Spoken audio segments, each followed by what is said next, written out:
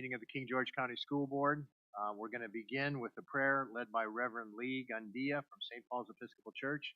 Reverend Gandia, if you'd like to come.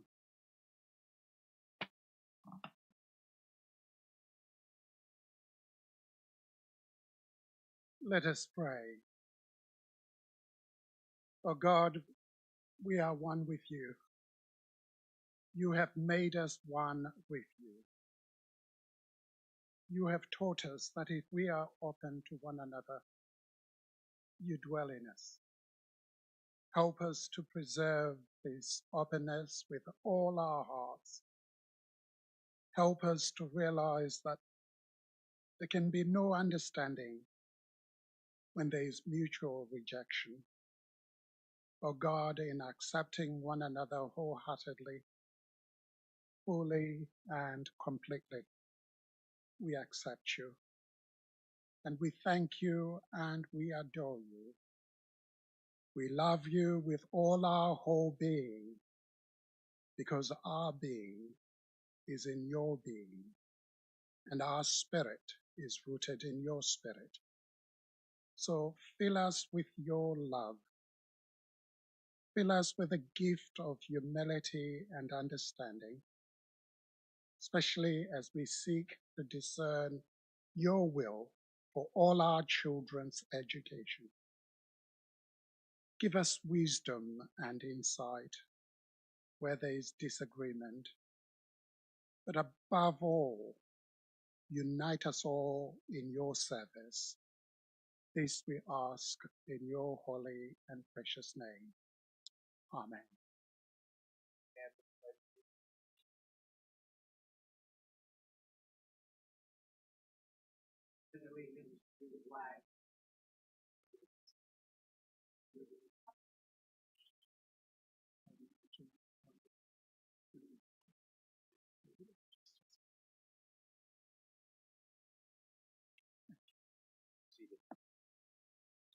Oh, all right. Sorry. Over to silence.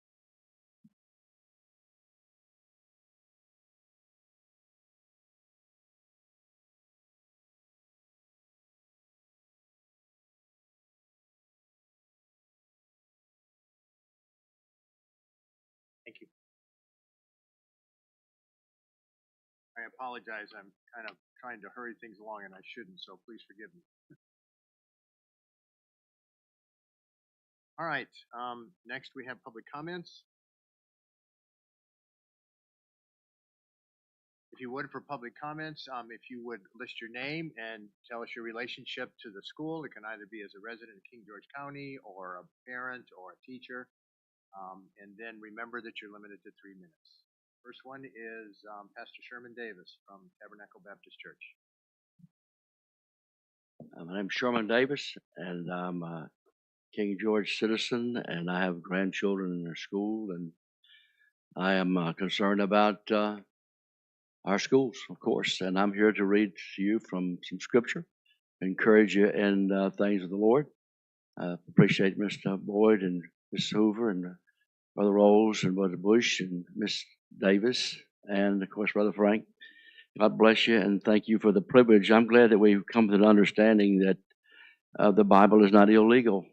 Isn't that good news? Amen. So I'm going to read from you from the very familiar Psalm of David, Psalm 23. The Lord is my shepherd, I shall not want. He maketh me to lie down in green pastures. He leadeth me beside the still waters. He restoreth my soul. He leadeth me in the paths of righteousness for his name's sake. Yea, though I walk through the valley of the shadow of death, I will fear no evil. For thou art with me, and thy rod and thy staff, they comfort me. Hear these verses read a lot of times at funerals. I don't know why. It's not a funeral, but anyway, they're tremendous verses. They're more about life than they are death. Thou preparest a table before me in the presence of mine enemies. Thou anointest my head with oil, my cup runneth over. Surely goodness and mercy shall follow me all the days of my life, and I will dwell in the house of the Lord forever. And I got a little note in my Bible that says, what then? Forever is a long time, isn't it? It says in Psalm 24, the Lord, or the earth is the Lord's, and the fullness thereof, the world and they that dwell therein.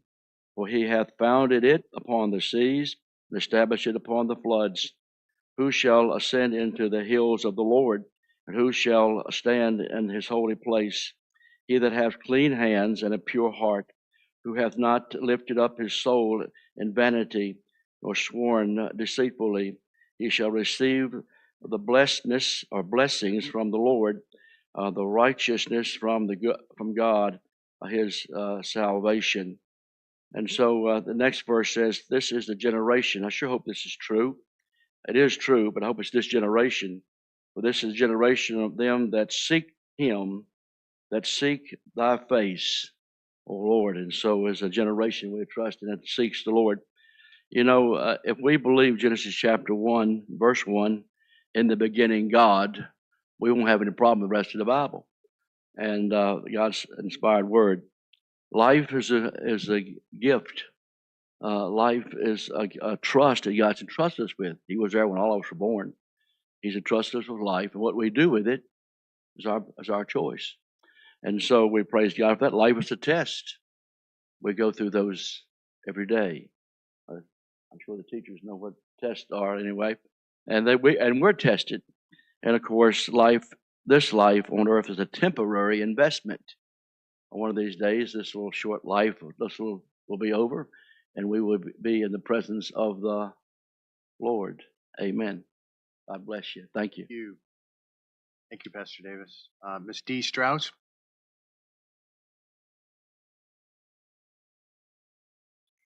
Good evening, school board chair and members, staff in attendance, and community members. My name is Dee Strauss, King George County resident and marketing teacher, DECA advisor at King George High School.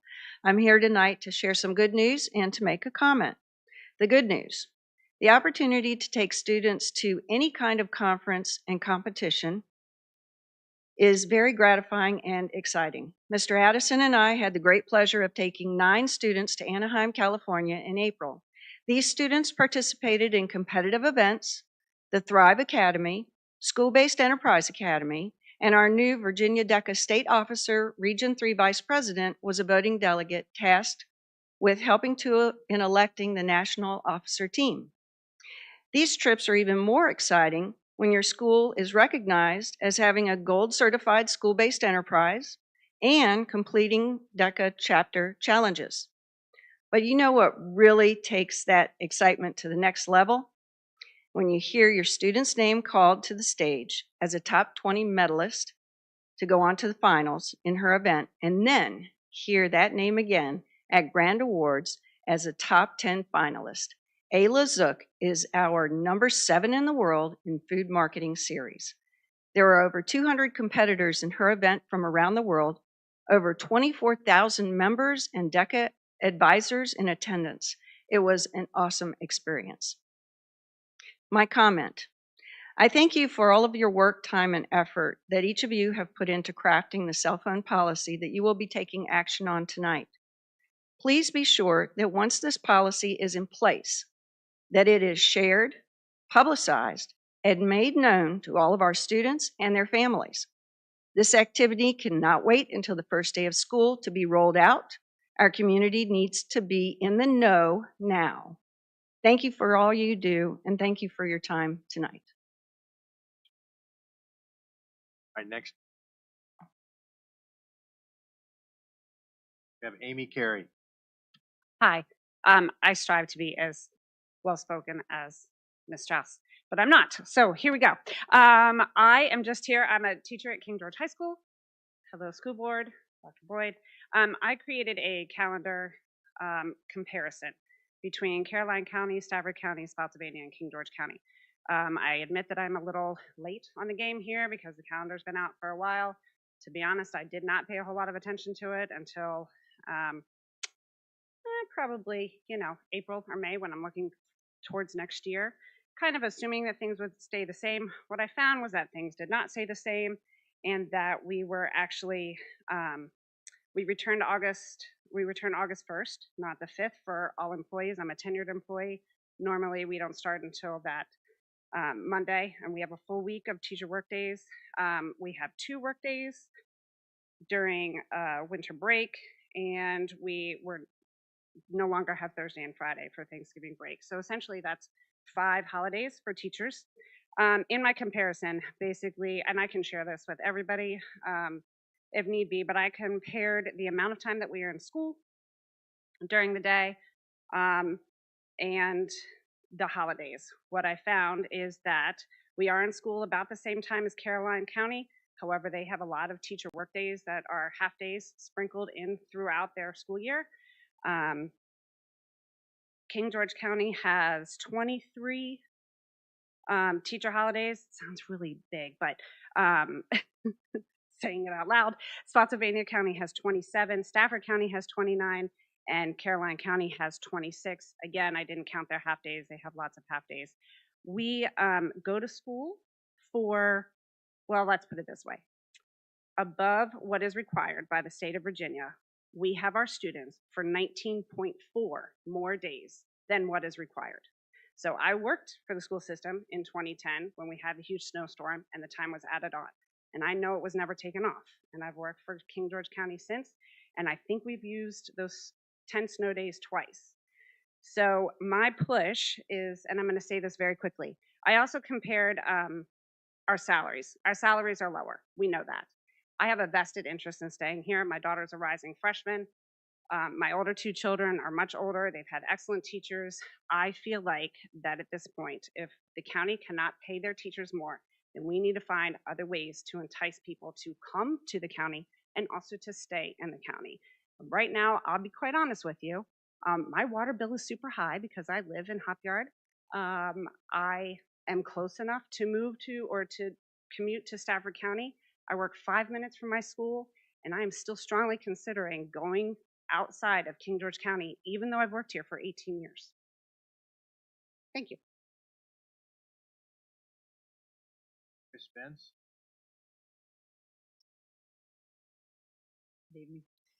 I'm Chris Bentz. I'm a teacher in King George. I'm also a resident and have been here for 21 years. I've had 4 children go through King George High School. And I want to thank you all for all of your work that you've done. I don't like speaking in front of adults. 30 kids, although 30 was too high. But let me go back. I started teaching in 1989 in Harrisonburg. Finding a teaching position back then was very difficult since it was so competitive. This is how much stuff has changed. I left teaching in the public school in 1997 and started in King George through the persuasion of Dr. Boyd in 2017. Even then, we had 11 full-time math teachers on staff on our hall. This year, we had 8 with 1,500 students as compared to, I think it was 1,100 back then. This year, my classes, all of them were 30 at capacity, and it's very difficult to keep up with that many students. I understand, especially with math, we're in a unique position, being close to the base. So I agree with Amy, we need to find other ways to attract teachers. Right now, I know our salaries are low. I'm also a resident here, and I understand the tax part also.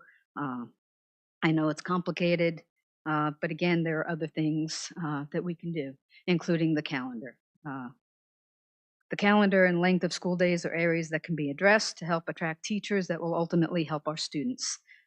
This next calendar has 2 work days added at the beginning that used to be just for new teachers, and that is August 1st and 2nd. They shortened Christmas break from 2 weeks to a week and a half for teachers, that they have us coming back the 2nd and 3rd. I believe if we keep that as a holiday and give teachers January 6th, we could still have plenty of time in the spring.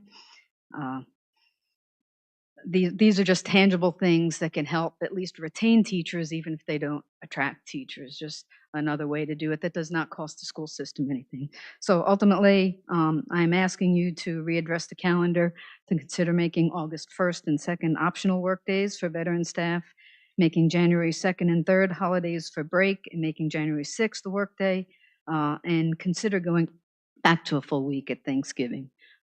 But again, I thank you all for your work in the school system. I know it's not an easy job. So thank you. Stephanie Fox?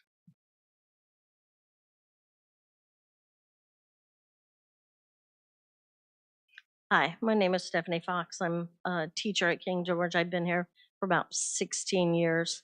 And while not a resident, I do commute to King George. I don't have children in the county. I stay because I've really enjoyed working with the kids in King George, but it's getting harder to stay. When I started, and I sent this email out to everyone, so I won't go through the whole thing, but they had 9 new teachers the year before I started. Only 4 teachers from before that had decided to stay. And then since then, there is only 1 math teacher who's been there longer than I have. Again, I've only been there 16 years. So I have watched a lot of really, really qualified, valuable educators go on to work at other school districts. Many of them, it was due to financial reasons. And there are schools that are very close to me. I still choose to stay. But again, it is a huge difference. Recently, I found out that it's like 15 to 20,000 to work at Stafford, a 15 to $20,000 increase. And so, like I said, it's getting harder and harder. We had classes that had average of 20 students, 20, 22 students, and now almost all of the classes are like 30 students, except for the very high upper levels classes. And many of our teachers have had to take on an extra class. I've done it. It's a lot of extra work, and definitely eats into your time after hours for grading and all of that. Not only do we have a lot of students, we have a lot of students that have a lot of higher need than we did when I started. We have kids who are still weak and recovering their math skills from the quarantine period, from all the math that the learning loss that they've had. And so now we have more students, and more of them need more attention that we can't give them completely, not at the level that they need. So it's been a struggle trying to keep them learning at the level that we need to when we are so overwhelmed. And I don't have a lot of other recommendations. I'm pretty much in agreement with the other teachers about maybe change the calendar. There are other things we can do. I don't have any other new recommendations, but we do have to do something or we're not going to have enough teachers. Thank you. Very much. All right, next, any changes to the agenda, board members?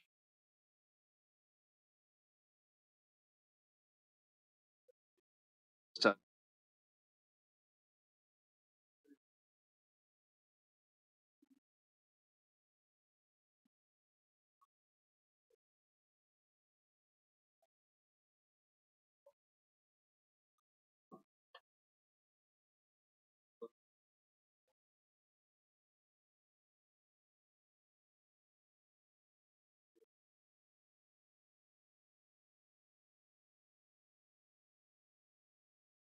it's just a name change there. You have that at the top of this handout that you gave us. All right, sounds good. All right, if there's nothing else, do I have a motion to go into closed session?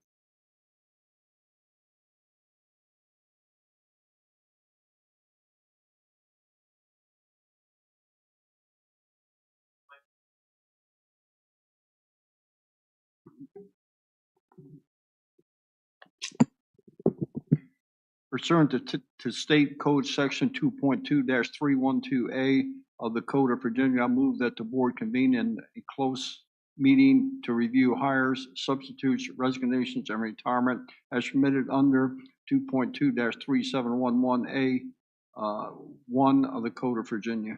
I second. All those in favor? Aye. Aye. Chair votes aye. Now in closed session.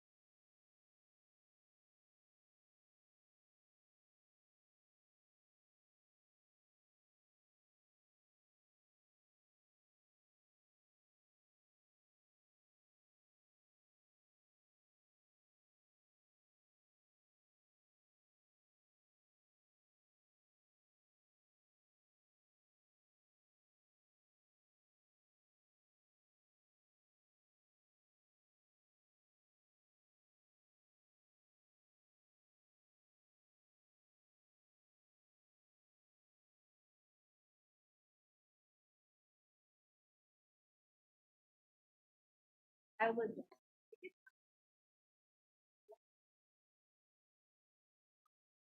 All right, do we have a motion to return to open session?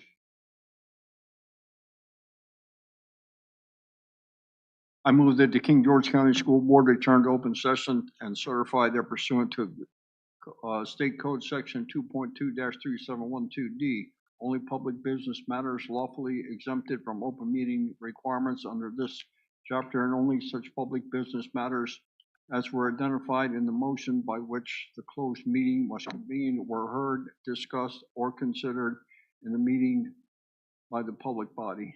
Second, certify. Certify. So certify. Chair also certifies. We're now in open session. All those, oh, excuse me, I'm sorry, we got to vote for it. All those in favor and going to open session, say aye. Aye. Chair votes aye. Now we're in open session. All right, action resulting from the closed session. Do we have a motion to approve the personnel as presented? I move we approve the personnel actions as presented. Second. All those in Aye. All those in favor, say aye. Aye. Chair votes aye. They're approved. All right, so funny, I have this thing that's next is on motion to adjourn, but that was before we changed the agenda. All right. Now we need to look at some of the action items. First one is the addendum to the school nutrition excess account balance. I believe that now Board Docs is working, but we also, Dr. Boyd has also given us a copy of everything.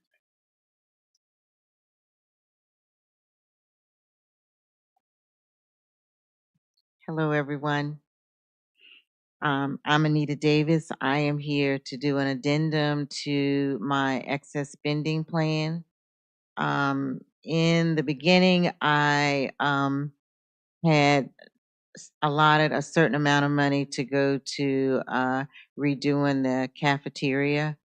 So I'm just going to change it to graphics right now because I would like to purchase some other equipment and I have to get that approved by you to change it. And I also want to set aside money so I can at least look into doing CEP for a couple of our schools.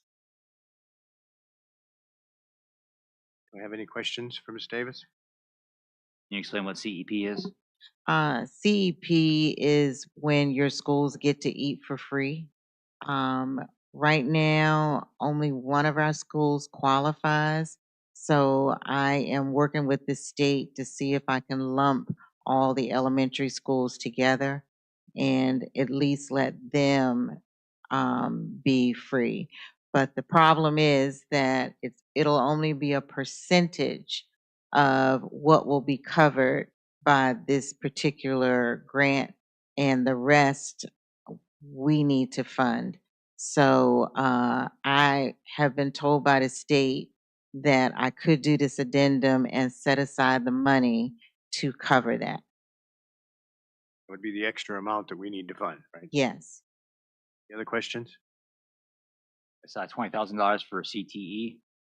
How does that come out of the food budget? Well, what I did last year was I offered all of the schools $10,000 for their gardening and the horticultural department at especially the high school.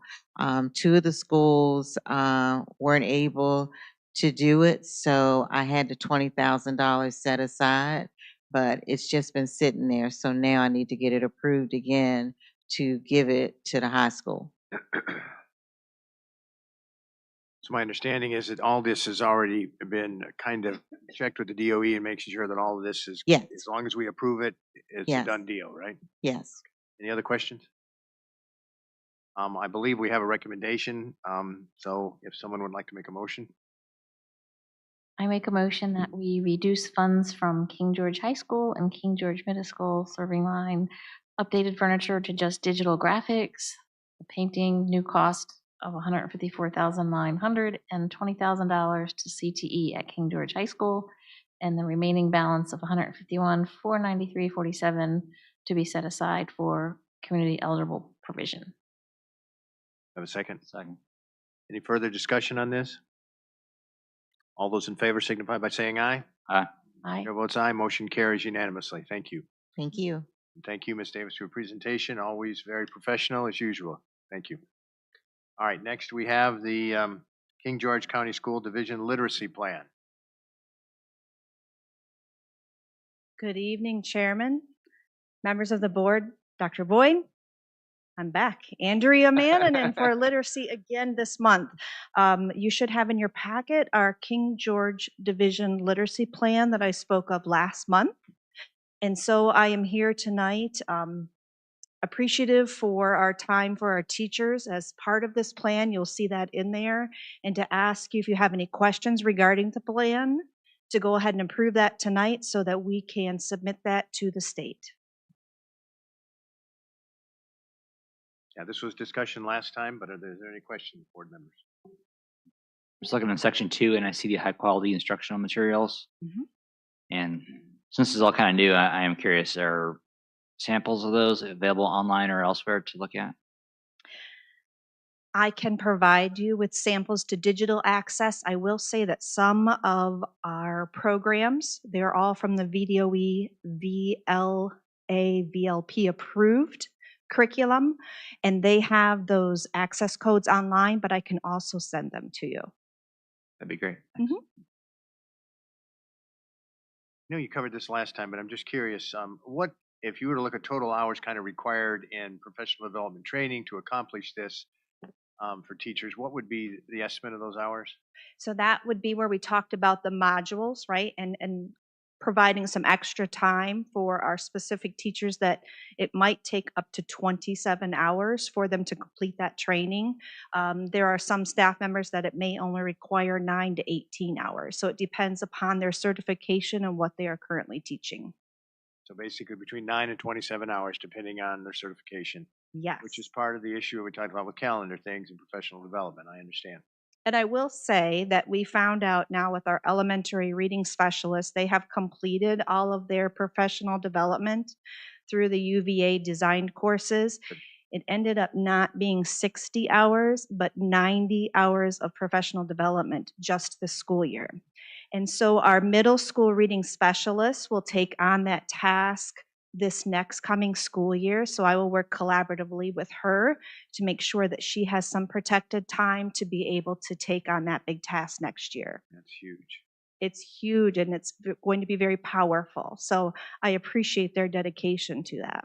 Yeah. Any comments from other divisions doing this about how that's going? I will Speak with tell your you, counterparts, in other words? I will tell you that the teachers, I'll speak first of our teachers, are very appreciative of the half days. They were so grateful and asked me to pass along a thank you for being considerate of their time and understanding that importance. I will also tell you that that is probably one of the biggest challenges that around the region districts and divisions are facing is to find that time within their instructional calendar to allow teachers to make this happen. We have different counties that already have the high quality instructional materials. Some have just approved some high quality instructional materials, but it's really that professional development and the application in the day-to-day teaching that is our next challenge to be supportive to our teachers.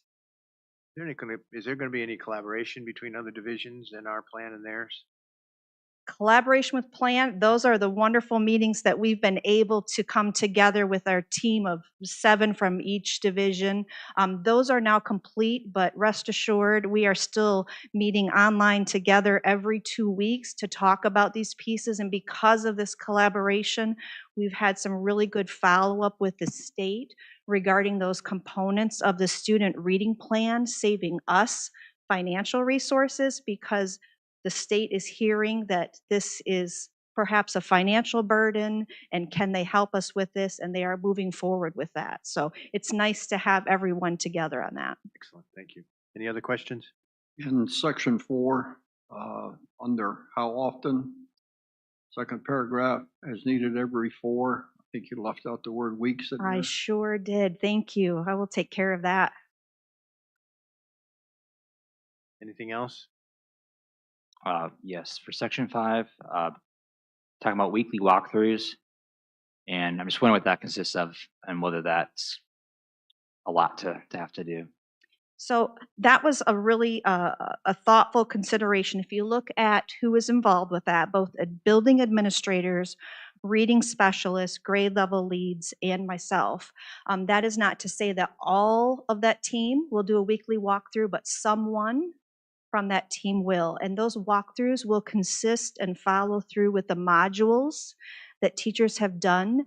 So I will tell you initially, although we don't have all the topics, I can tell you that for the first month of school, our focus is going to be on using our instructional time from start to end and making sure that we can access those high quality instructional materials that we said that we were going to use, that we know are good for our students. So just starting really basic, it is not an evaluative tool. It is meant to be a coaching and support tool to work together. And so when we talk about grade level leads, we're also giving the opportunity for other teachers to go and watch their peers teach and learn from each other. Thank you.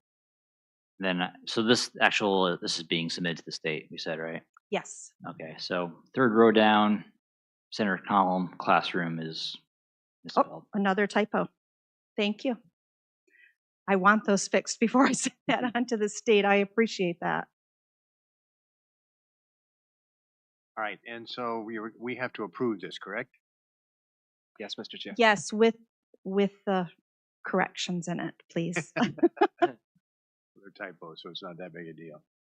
Well, if there's no further questions, do I have is there a statement on how to approve this, or does it matter how we state it? Would just approve the literacy plan as amended. All right. I move that we approve the division literacy plan as submitted with corrections. Second.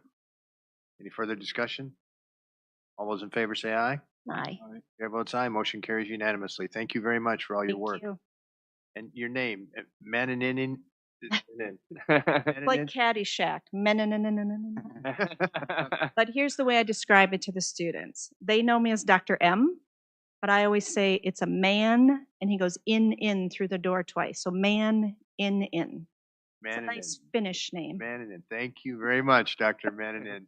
And your work is commendable. Thank you.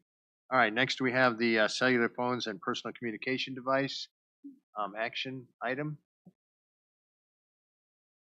And I think this is pretty much what we talked about. And so as all the board members have it up and looking at it, I believe the main thing was about the making it prohibitive, I believe was the primary word and all this. But do we have any discussion about this before we take a vote on it? I do. The last paragraph was different than I recalled. Let me just read it out loud, see if it sounds different now than last night.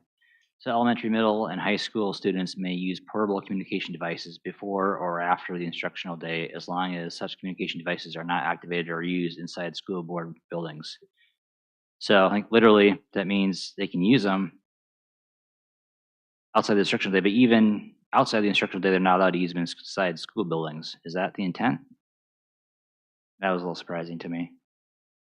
Say it again. You said, I think I follow what your logic is that it says that they can use them before and after school, but they would have to be outside of the building is the way that reads. Correct, yeah. So I think that understanding your logic and understanding that you're thinking that we should be able to use them inside the school building before and after school, then I would suggest striking all the way up until instructional day. I just want to be clear on the board's intent. Are we trying to say that kids can't use cell phones in the school building even outside of instructional hours? Does anybody want that? I think that's what it says right now. I just don't want them used during instructional time. So I agree with your email that you sent out. They need to use the phone it's raining outside, but to me that's silly. They can use the phone in the schools after, as long as they're not in class. Like, the day is over. They're in. Okay, so we need to amend that to say what we mean. I don't know if someone else has something. Maybe Ed might want it that way. No, as long as it's not used during the instructional day, I'm fine with it. So are we good striking it up till instructional day? And so what would it read, Dr. Boyd? So elementary, middle, and high school students may use portable communication devices before or after the instructional day, period. Cross out the rest. I would take that. The only concern is it depends on what y'all decide the process is gonna look like before school might be a little challenging if they're coming in the schools with their phones on. That might be a conflict of debate, depending on what the procedure is gonna look like. I spoke with both the secondary administrators today. I think we could manage that change. Do we have a plan, Dr. Boyd, that you want to let us in on? We're working on a plan still, and met with both the middle and high school principals today to discuss how we want to move forward. And they're going to be able to present something to us before the start of the school year on what they desire to do in terms of enforcing this policy. I've asked Dr. Boyd that every time he does from now until school, every board meeting we have during the superintendent's report, he'll give us an update of what's been happening with making the application of this policy. So I would say right now, what's going to happen is we're going to start with the help of our communications coordinator is begin to make sure that we advertise this change in policy. We're working with both of the this policy does mention elementary, middle, and high, but as we've all discussed quite often, is that this is mainly going to be a secondary challenge. So we met with the secondary principals today. We've talked through some of the practices that will be associated with it before the beginning of the school year. They're going to present and give you an idea of what those practices look like and how they're going to uphold this policy. But to your point, Mr. Bush, once we get into school, what I will do is give you guys updates per the school board meetings as to how we think it's being implemented. As we know right now, it's going to be implemented across the Commonwealth because many school divisions, if not all, are addressing cell phones for this coming fall. We know even our neighboring school divisions are doing something or trying to find out what they're doing right now. So we imagine that, as we've all discussed, it'll be a challenge. We'll have our ebbs and flows with what we've decided to do, but we'll make sure that the board is updated on that as we move forward. I appreciate giving a report every board As meeting. Ms. Strauss indicated earlier in her comments, I think it's utterly important that the community know as soon as possible how this thing is going to work. Yeah, absolutely. And what we'll know tonight is that cell phones in schools are prohibited. And what that looks like in practice is going to be what's being determined right now. So prohibited is what we'll, I assume, approve tonight, and that's what we'll enforce. I think it was hard to do anything, Mr. Frank, until we approved this policy. So this is the first step. And I agree with you. They're going to want to know, okay, this is fine. How's it going to be done? And that's what you're referring to. And I think they're working pretty hard in trying to say that, and we'll try to give regular updates as quickly as we can.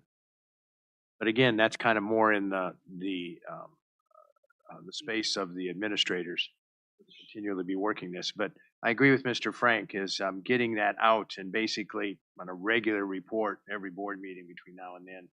And even if we have a work session, maybe a brief report on what's happening with the cell phones. You think board meetings would be enough as far as getting out there? Because Well, I believe the board meeting would be followed up by our communications director, Ms. Higgins. She does a fine job with that. And I believe maybe right at I don't know what else to do except in your weekly emails that you send out. Is there another way? I'm sorry. Is it okay if we, is there another way that we could advertise this besides, and you do a great job with that weekly newsletter email. Is there another way that we could put the information out there as we continue to move forward with how this will be applied? Okay.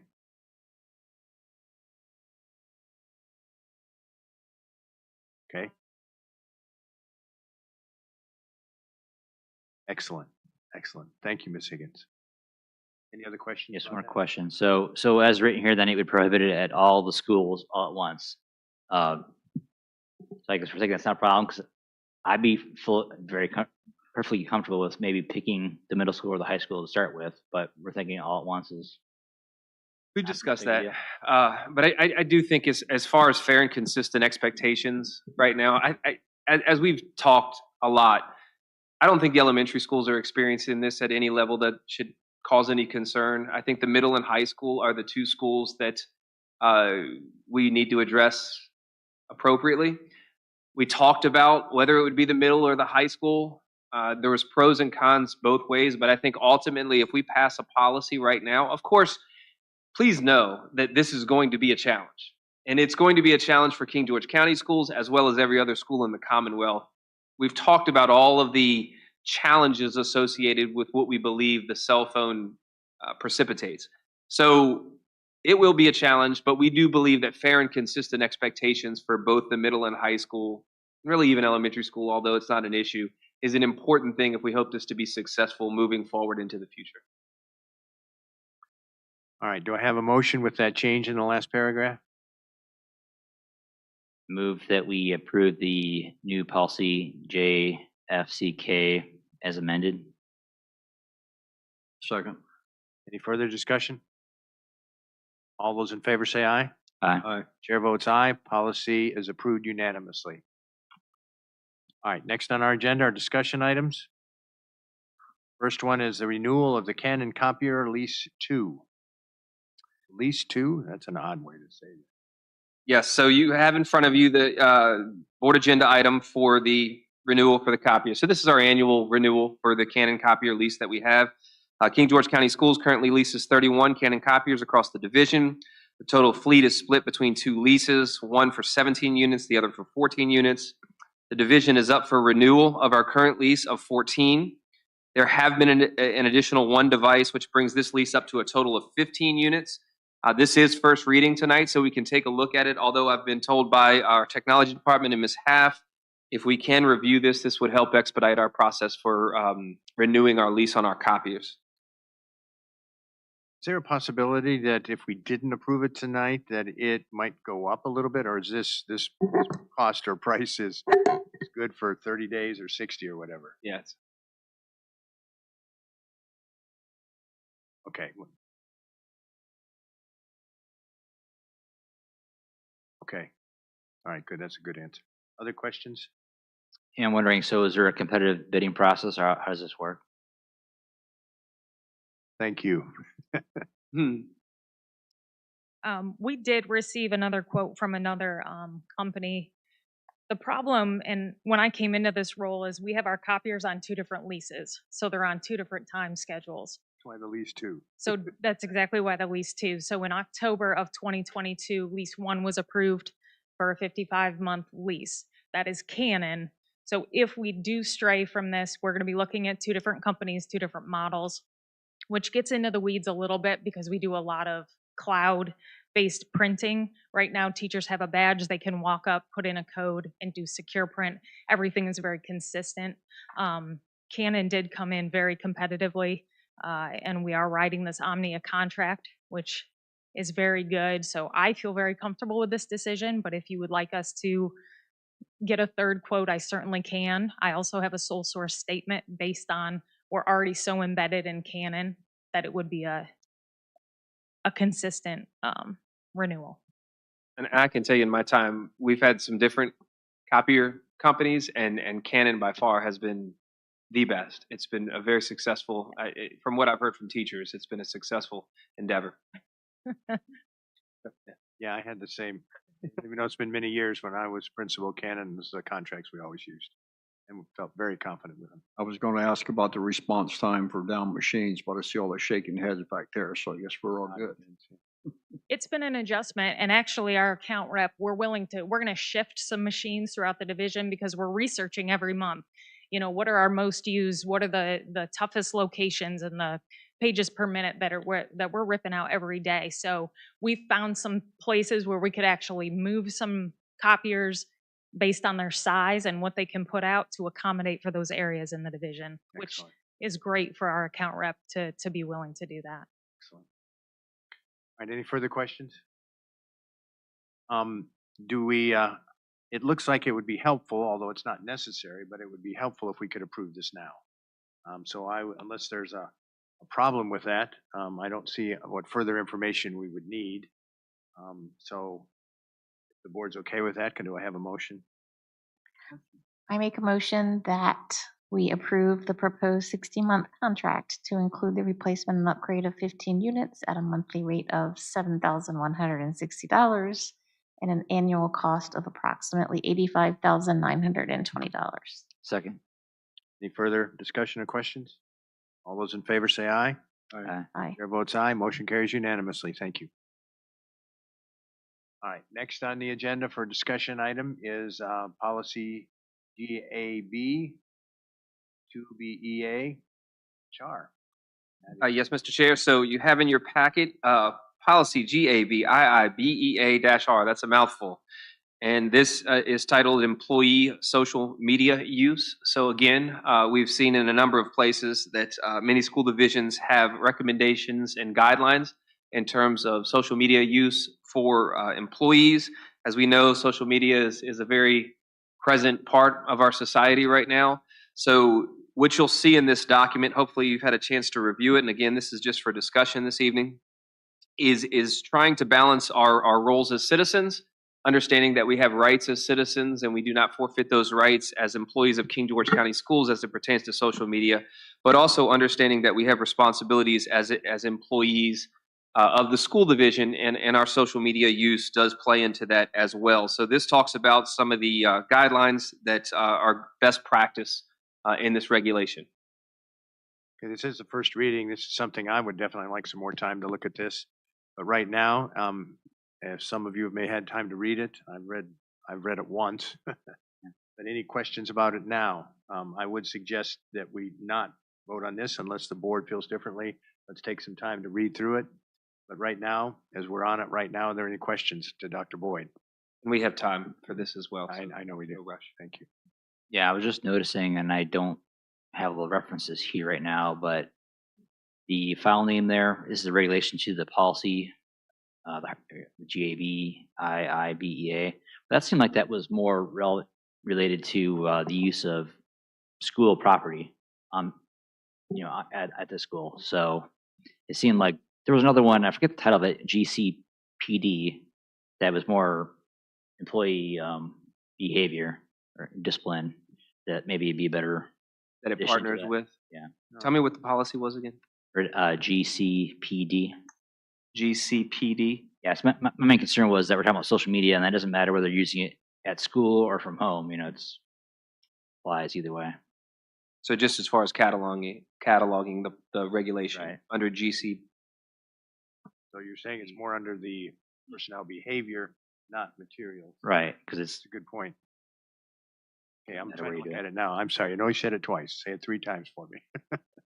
GCPD. If you have the title, you can read that. That'd be great. I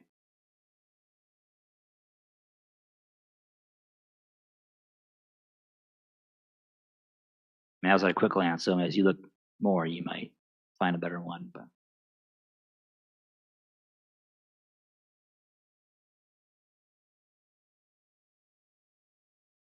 Right, that's an interesting point, Dr. Boyd. If you look at that more, I think Mr. Rolls, that's a good point.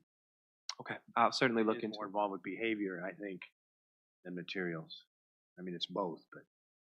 Okay. All right, any other questions? That was an excellent question. Thank you, Mr. Rolls. yeah, I got some little nitnoid things up by this email as far as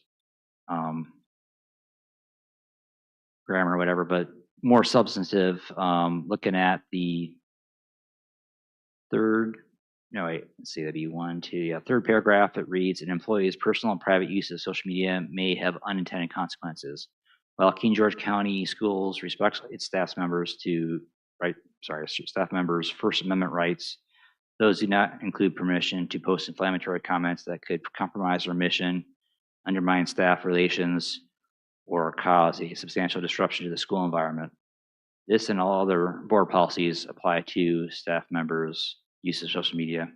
But going back to that list of things that it doesn't include, might consider also adding something along the lines of, or that could cause the community to reasonably question the professionalism of King George County Schools.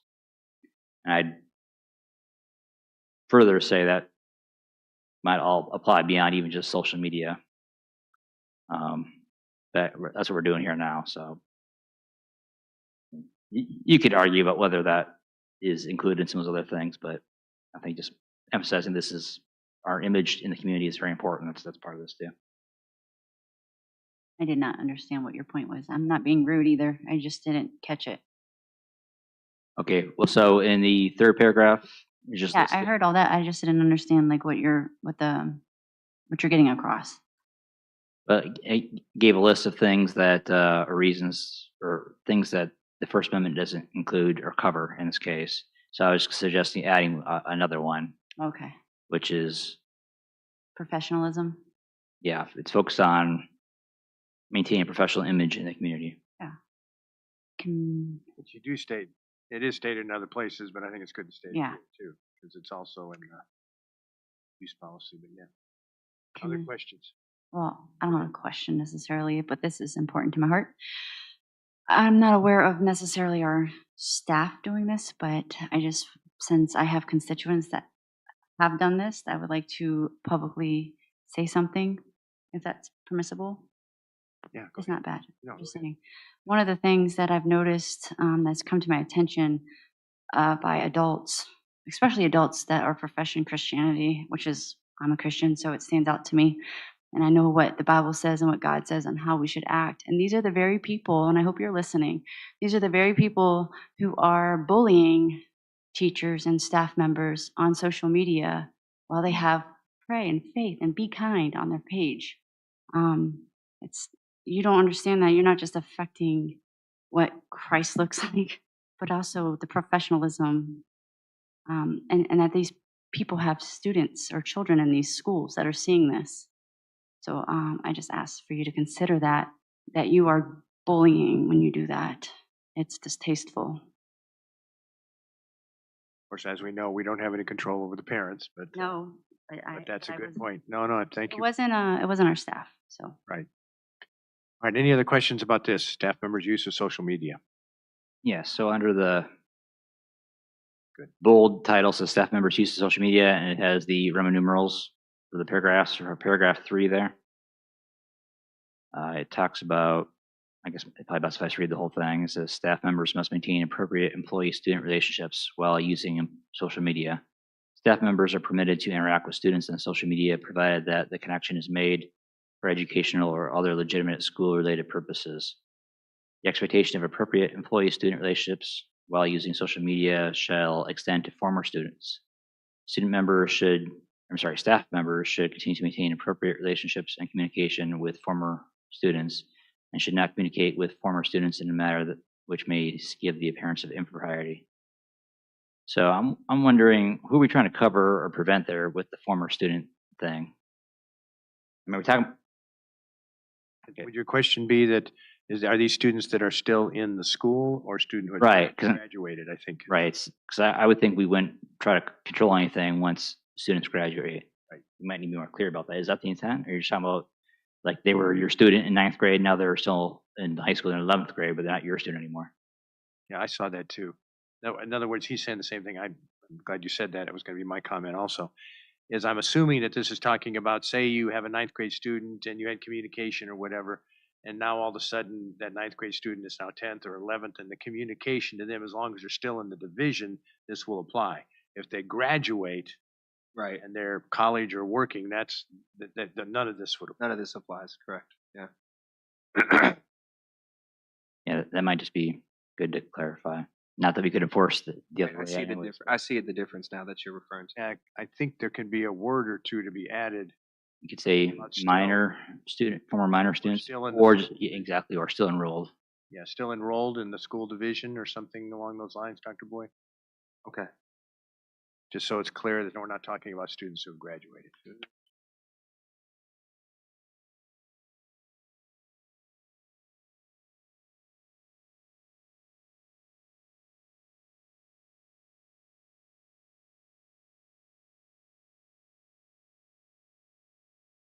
Curious, when you developed this policy, I assumed you looked at other divisions' policies. Oh, yeah. You did this, and I'm also assuming that many of them have a policy already in place. Regulation.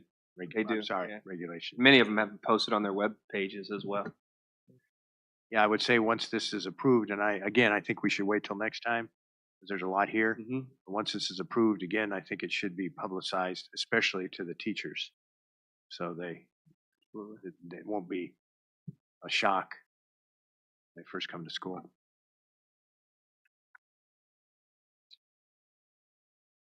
Any other questions? Dr. Boyd, I appreciate that. This is going to be an action item for next time, so if we can read even more, and we might have some more questions at the next meeting. All right, let's go on to the next item. EBEA, this is what Dr. Boyd referred to. He changed the title a little bit. Go ahead, Dr. Boyd. GBEA and policy GBEA-R. -R. So what you have before you is, again, we had these policies at one time, and I think through we weren't sure whether it was the VSBA or through the ad hoc committee that they were, both the policy and the resulting regulation was removed. So we've done some updates through our HR department, and we've updated the name of the policy and also some of the new information that needs to be included. And again, what you have here is just a drug and free alcohol workplace policy, and then the regulation associated with what that policy prescribes. So not anything horribly new, except maybe to us, but this has been a policy in the past, and we're in need of bringing it back.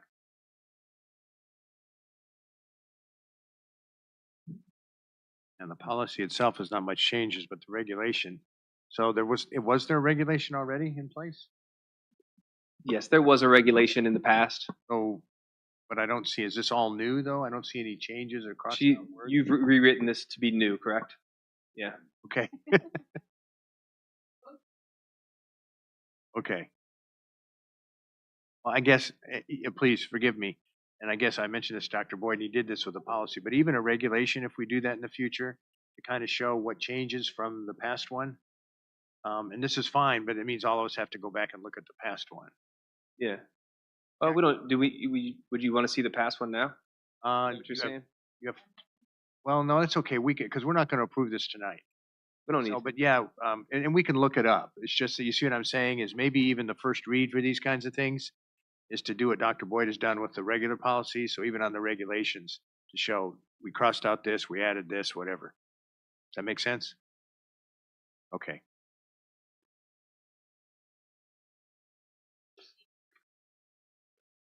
Okay. Made a regulation.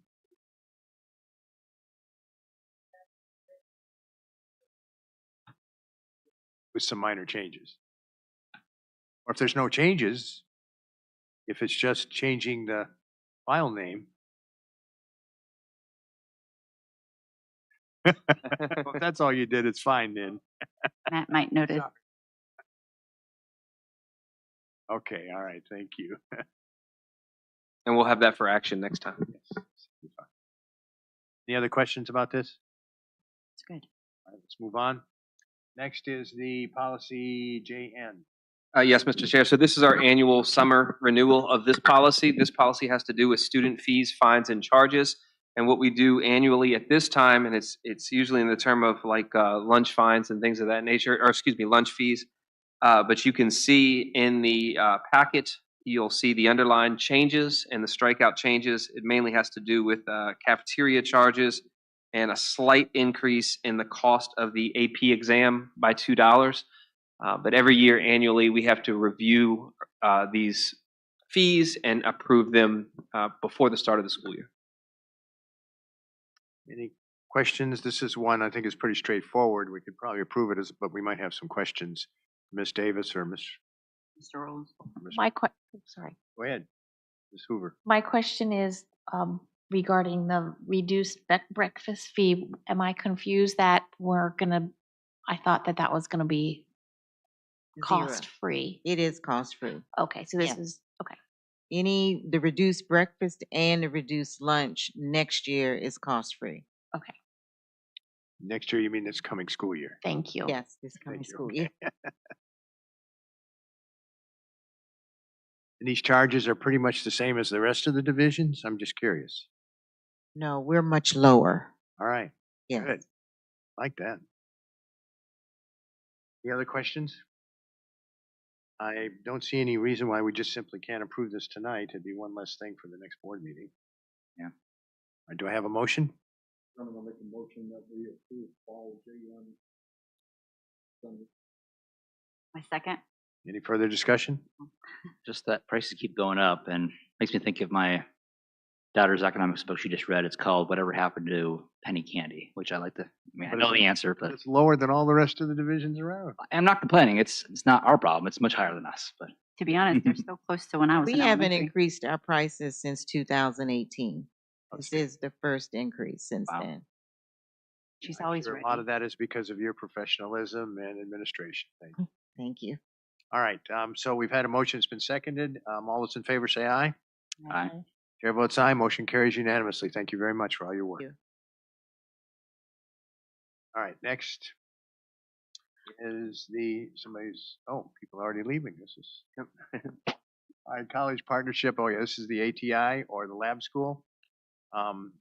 This is, I am the representative and Mr. Rolls asked a question about this. What this is that we had an agreement that we'd already signed with them, but that was assuming a whole lot of things. Well, now we're actually getting ready to start the school year in August. And so now there's a lot of details that have come together. And obviously we can't continue with, this was the plan before we'd hired anybody, before there was any students, before we had all the divisions that were going to be part of it. And now all that has come together. And so they need us to sign the new agreement, both the operating agreement and then also the partnership agreement. Correct. So, and I can't remember, Dr. Boyd, if this was, I think this needs to be done now. I think it needs to be done now as We well. can wait till next time. So, Dr. Boyd, I can just tell you after going to the meetings and listening to Dr. Towery and the others, I am much more impressed now than I was when we first decided to be part of this endeavor. I mean, it is really, really looking. Well, that's saying something. She was very impressive in person for sure. Pardon? That's saying something because she was very impressive in person, I thought. Yeah. All right, so this first one is the College Partnership Laboratory Agreement innovation, and then the second one, we'll do one at a time, obviously. The second one is the operating agreement. So one is the partnership agreement, and the other is the operating agreement. So partnership agreement first, can I have a recommendation to approve that? Got a question first, if I may. Well, go ahead, ask your question. So just skimmed it. Yeah, look pretty much the same as before. I just noticed, like I said, added detail named specifically Stafford as the fiscal agent. But offhand, I'm not thinking of, we signed the other one and it was basically just through this year. Is this putting timeline as far as when we have to do this again? Like how long is this valid for? I missed that. Say again? So we approve this and how long is it saying it's valid for? I'm not seeing that I part. believe it'd be for the school year. Well, I think this one is, so the initial one, to your point, Mr. Rolls, I thought was a limited time frame because of the planning process that we were in. My understanding of this would be it's active until it needs to be revised. Be changed again. It's revoked. I'm guessing though, just knowing this is a whole new endeavor, I wouldn't be surprised if there are some tweaks next year. But right now, this is going forward. Yeah, but there's no like timeline. It's like, hey, this is only good until this date. It's for now. It's in perpetuity, basically. It's perpetuity. That's true. But as we know, with new endeavors like this, I am almost sure there'll be some, I'm sure. especially in the operating agreement. So the partnership, and I tell you right now where a change would be is to say if we had a new county or a new division that joined us, Right. they'd have to have a new one. And that could happen in November, I doubt it. But it could happen any time during the year for the next year, and then there would be a new partnership agreement. Yeah, it's strange that Spotsy's not involved. They may change their minds at some point. Okay. That's Spotsy's choice. It wouldn't be appropriate for us to say why they're not. Okay, do I have a motion? This is the partnership agreement, okay? I make a motion that we approve the college partnership lab agreement with the Academy of Technology and Innovation at UMW. Have a second? Well, we gotta say what it is, right? So it's an amendment to the ATI UMW operating agreement. Did you say that? Just go ahead and read those last words. Amendment to the Academy and Technology and Innovation at UMW operating agreement. That's what she did. Had Mr. Rolls, I don't have that. It's on the front, on the agenda. That's what I read it from. Just let Matt do it.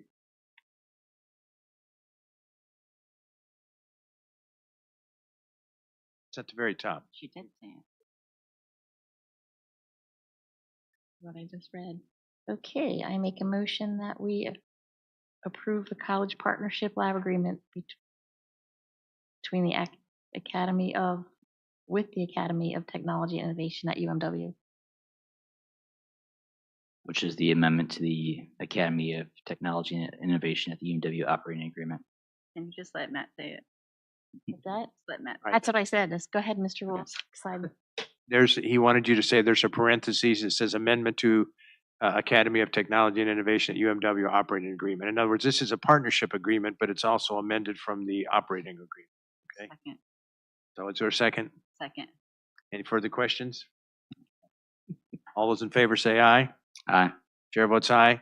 Passes unanimously. All right, now the next one is the operating agreement, which is different than the partnership agreement.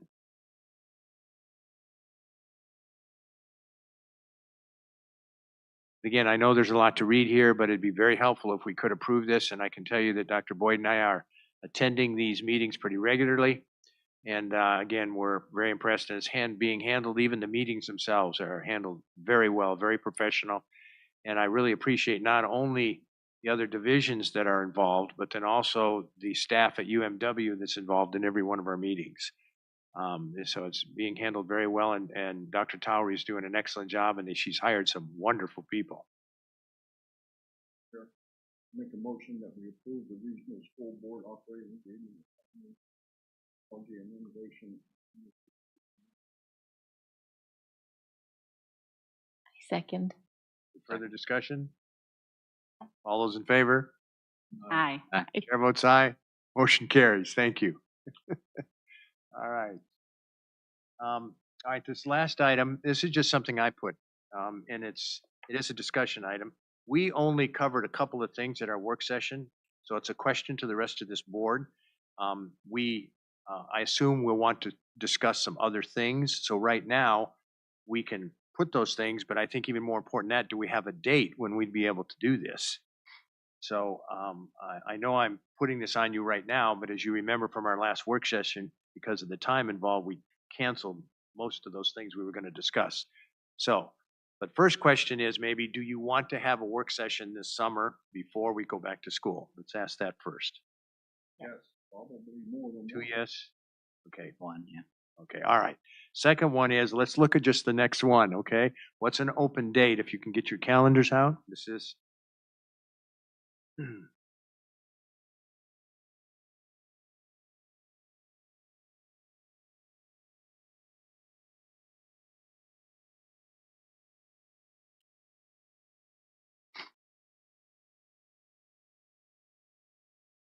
The next board meeting is June 24th.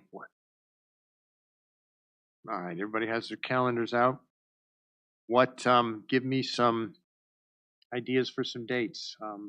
I can do the next 2 weeks, actually the next 3 weeks, but July is pretty booked. It's tight. Okay, so Ms. Davis can do any particular days of the week that are better. You can do the next 3 weeks.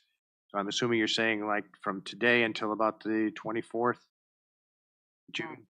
Pretty much for June, I'm good. Okay, so all 4 weeks of June, you're good? Any days, Ms. Davis? Okay, somebody else? We're just looking at June then. Somebody else where? Do the 10th, the 11th, the 17th, and 18th. That you can't do or you I can't? can do. So say them again, the 10th, the 11th, 10th, the 11th, 17th, and 18th. 17, and 18. 10th, 11th. So Monday, Tuesday. So that's a Monday and Tuesday, and all those. I could do 11th, 12th, and the 13th. I can do, well, I'm just trying to go so far, we're eliminating. I cannot do the 17th. I can do the 10th, 11th, and the 18th, though. Let's just look at those 3 dates. Mr. Frank, can you do the 10th, 11th, or 18th, one of those 3? The 18th, yeah. Only the 18th? Probably the 11th. Yeah, I can only do the 11th. Those. You can only do the 11th? Right. All right, Mr. Frank, would you be able to work that out? Okay, that's Tuesday the 11th. That's a week from tomorrow. Okay, I like this. This went pretty quick. It's good we have one date. All right.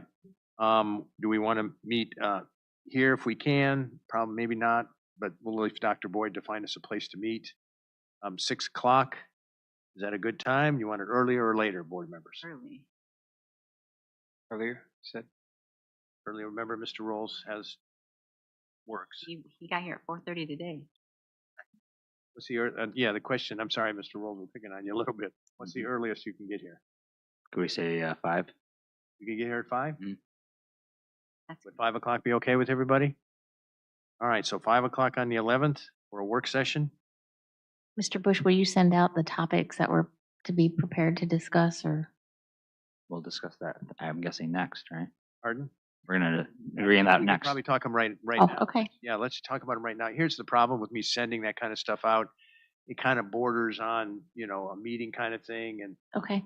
um, it's all right to confirm them once we got it in there with Dr. Boyd can confirm those topics. So let's look at the topics we did not cover last time, if you remember what they were. Anybody remember? Yes, a little bit. No, well, one of them was making the policies or the, It was Norms and protocols. Yeah, Laws and the norms and protocols, to relook at the norms and protocols. All right, that'll be one.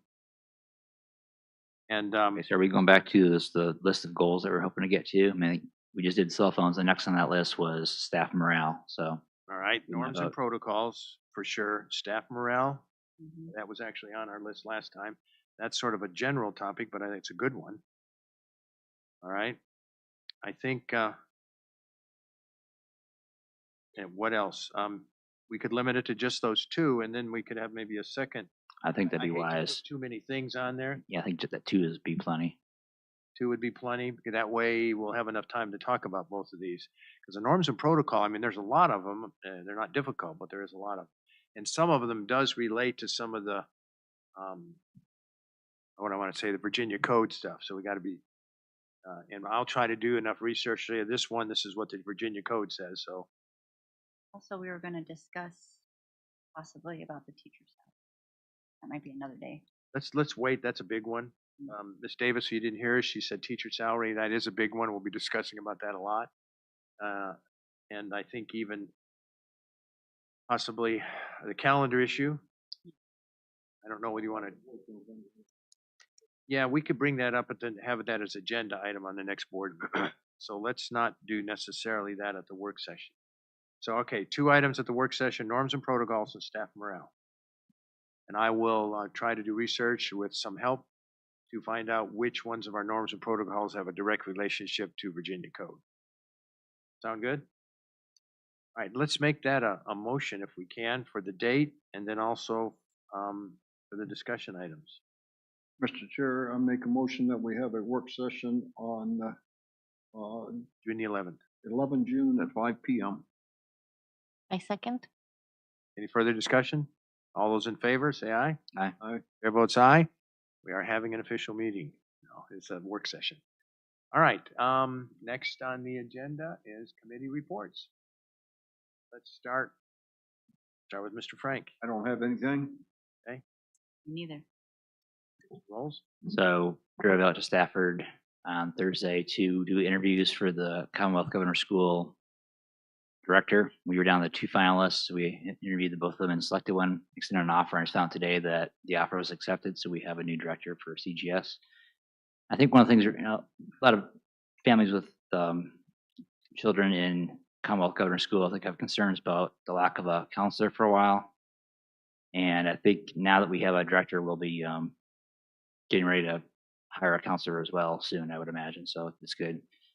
And I'm not gonna give a bunch of details about our choice yet. I mean, I think it's public, but I think Spotsy HR is putting together a detailed announcement about it for all those who are interested in all the details. But I will say that the person that we extend the offer to, she had all the certifications, qualifications to be a superintendent. So she's a highly qualified individual, is going to be our next CGS director. So we're pretty happy about it. Thank you, Mr. Rolls. Ms. Hoover? I have none. Well, I think I've already reported on the lab school, the ATI, and there's no further need to say that. We do meet monthly, and I can tell you that the facilities are looking better. They're doing a lot of upgrades. They've hired a lot of people, and what they really did do, which I thought was wonderful, is they actually had 100 students actually attended for a day. They weren't the students that are going to be there. They had one of the classes from Stafford. I can't remember the name of the class. Do you remember that class, Dr. Boyd? See, the class that ATI? Yeah, that attended. It was like a test, but there was a class from Oh, Stafford. it was from Stafford. I don't know that. I don't remember the name of the class. It's like a DECA class, but it wasn't DECA, but it's like that at Stafford. And they had 100 students that attended for the day and went to all the different classrooms to what it would actually look like. And it worked very well. The students wrote glowing comments about how good the facilities were, and how easy it was to transition from one area to another. It was really positive. So I'm sure there's going to be a lot of issues whenever you start a new school, but right now they're doing a lot of very good preliminary plans to get that school open in a good way. All right. So moving on, we have superintendent's report. So just bright and early tomorrow morning, we're going to begin our administrative retreat. So we'll be at UMW Dahlgren. I think we've got a great day planned with a lot of wonderful sessions and activities. This is the second year running that we've done our administrative retreat, and it was a great experience last year, and I think this year will be just as good with a lot of pertinent topics that we'll discuss. Typically what we've done is we'll work through the school year, try to figure out what type of challenges arise, and then really have experts come and folks come and talk to us about how to maybe address those challenges moving into this next school year. So I think tomorrow will be a great experience for our administrative staff. As was already mentioned, appreciate the board's work on the cell phone policy. We've passed that tonight. We'll begin to continue to have conversations about in practice how we intend to implement that from the administrative level, and I'll continue to provide administrative updates to the school board on that. Right now, I think coming off this evening's decision, our biggest push is going to be making sure everyone in our community, all of our stakeholders, are aware of the policy that the school board has passed, and then we'll continue to flesh that out in terms of what that looks like, as well as many school divisions are doing right now. We've also had a number of conversations about the calendar. The calendar is an instructional calendar. It's primarily an instructional calendar. And so we've taken a look at it from the calendar committee perspective. As you guys know, right now, there's a ton of stuff coming down from the state in terms of the Virginia Literacy Act. Accountability and accreditation is changing. This implementation of a cell phone policy at the high school level is going to require some extra time and some extra days for our school administrators to work with our staff. We're trying to really weigh what we know is a very important consideration in King George County, trying to figure out how we can best meet the needs of our employees, accommodate our employees as best as possible, but we have to balance that very deliberately with the demands we have with instruction and our students. So we've had those conversations with instruction. I had those conversations with our administrators today. I think having this as a topic in our, when we discuss teacher morale, calendar would be an important consideration there. I can tell you if you've ever been on the calendar committee, Mr. Frank, you may have been, I'm not sure, okay? Typically, the way that process works is this, and I'll make it simple.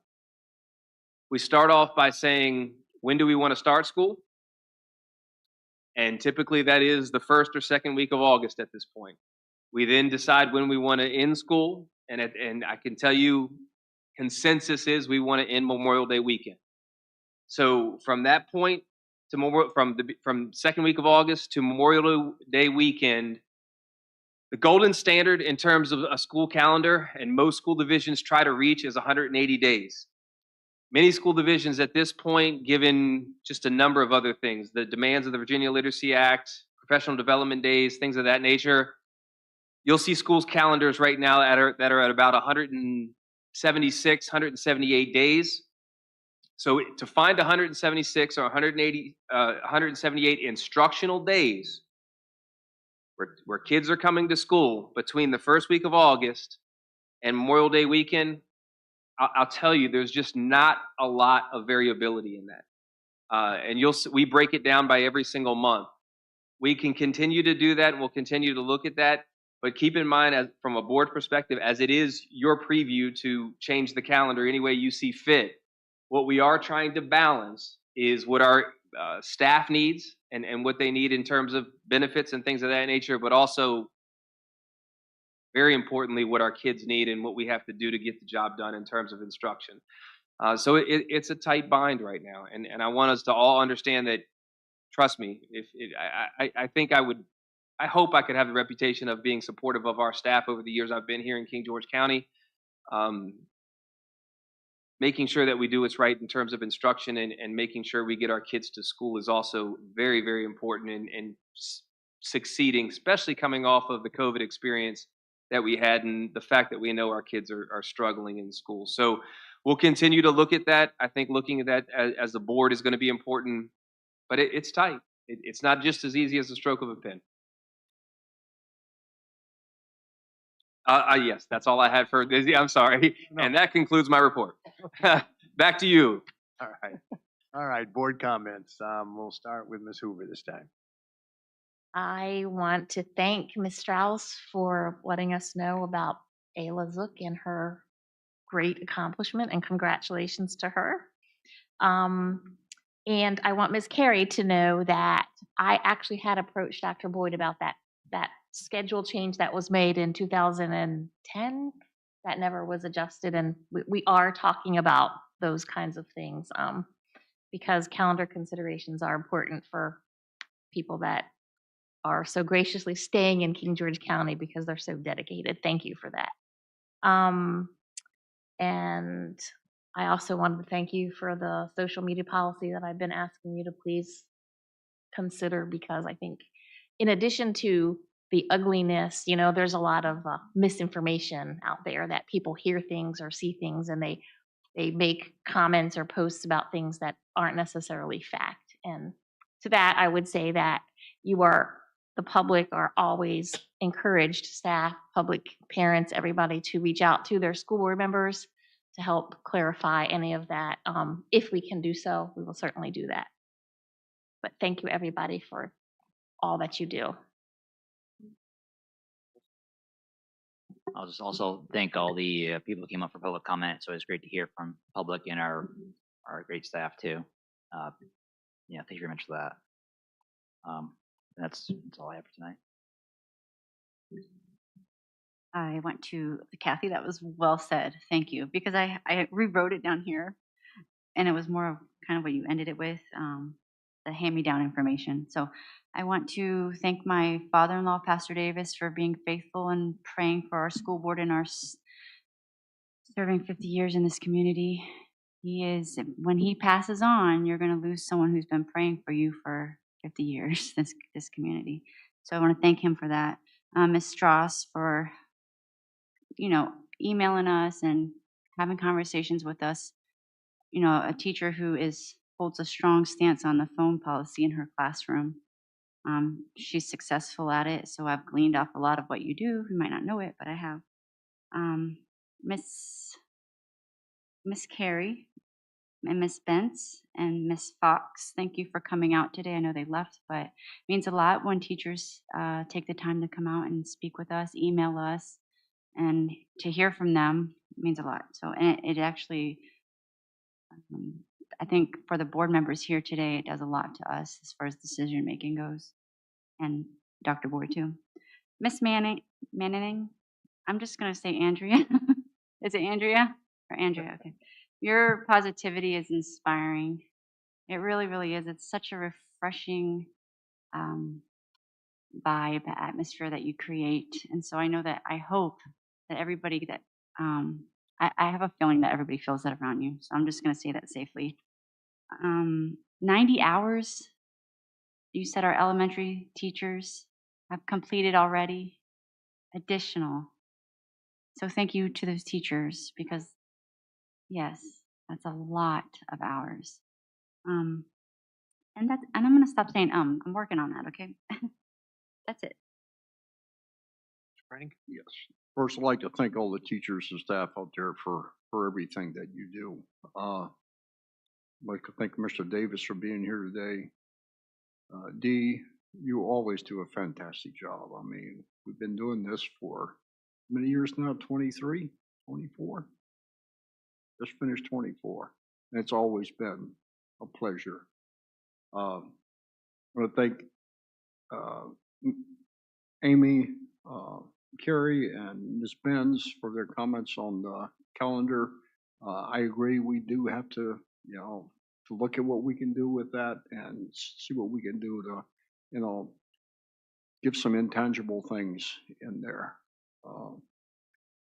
Stephanie Fox, I don't know how you do it. I don't know how you teach 30 kids Algebra 1.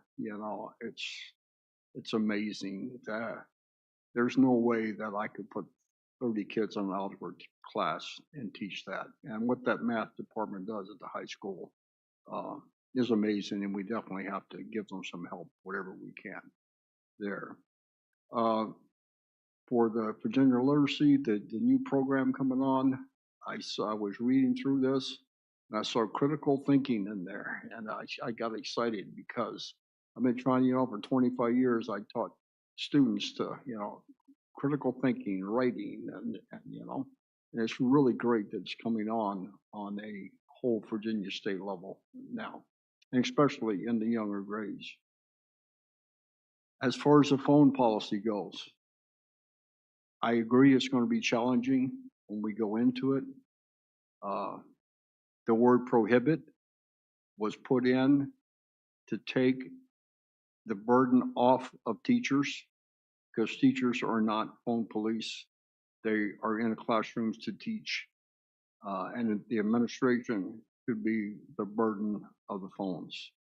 So hopefully this won't be a painful experience for those teachers that are there. I mean, for the first couple of weeks, it's going to be bad, probably pretty painful. But other than that, hopefully it will work itself out.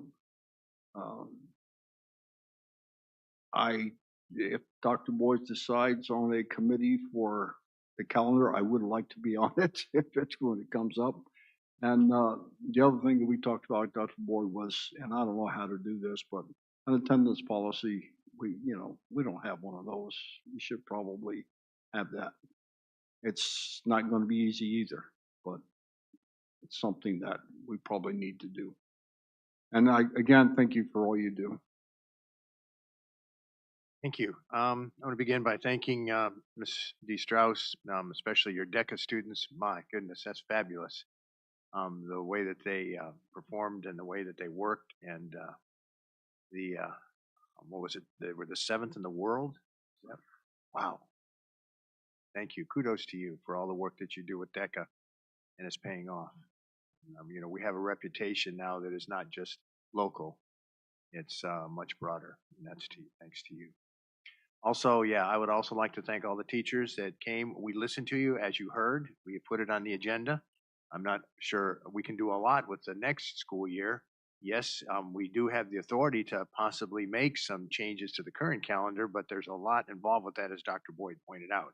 It's not as if we can just wave a magic wand and say, okay, we're going to give you 4 more days off, because there's a tremendous amount of consequences to making those kinds of changes. But we listened, and so we are going to be discussing it. I also, again, thank you, as already been mentioned, Dr. Meninen. I don't know if I did that. It was at least close, I hope. Again, it's wonderful, and I agree with what Ms. Davis said, and that is that your personality, I think, exudes this kind of positive thinking that can be very contagious. And it's pretty clear you're also a little charismatic also when you speak, and so thank you for that. That's a God-given talent. Ms. Davis, you are always working so hard. All the efforts that you've done and all the work that you've done over the years, and looking at the way that you save this district, this division, massive amounts of money. And a lot of that has to do with, I can't count the number of times that I've heard people in divisions or districts, whenever the places I've been, that say, oh, we left that on the table. You hear those words. I have a feeling you don't ever leave anything on the table. So thank you for that. All right. I believe that's it. Do I have a motion to adjourn? Move we adjourn. Second. Second. All those in favor say aye. Aye. Adjourn. Thank you.